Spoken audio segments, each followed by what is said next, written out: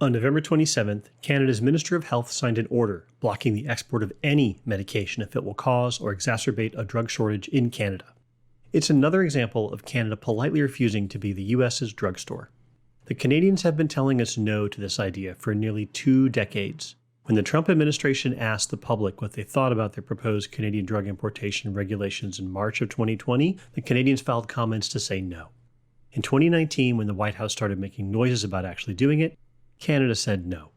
And way back in 2004, when this idea first came around, the US government asked the Canadians what they thought, and they said no. Even Canadian distributors and wholesalers have declined to sell us medicine. The reasons are pretty obvious. Canada already suffers from significant drug shortages. Pharmacists in the US will fill 6 times the number of prescriptions every day as their Canadian counterparts. And if the US filled just 20% of our prescriptions from Canada's drug supply, our northern neighbors would run out of drugs in 6 months.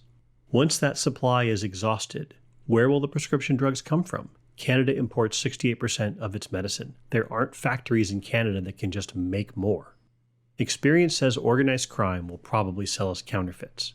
But instead of these bulk export programs like Florida and New Mexico are trying, there are ways to fight drug pricing without stealing Canada's small, carefully negotiated supply.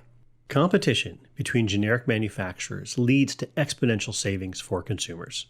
With 4 competitors, generic drug prices drop to 79% less than the brand name drug price, and more competitors leads to even lower prices. Middlemen, like pharmacy benefit managers, make enormous profits marking up the cost of medicine as it passes through the supply chain. In fact, West Virginia's Medicaid program saved nearly $54 million after removing PBM-sponsored managed care in fiscal year 2018.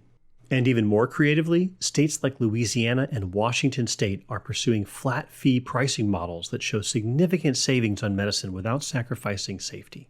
Let's get to work on real solutions.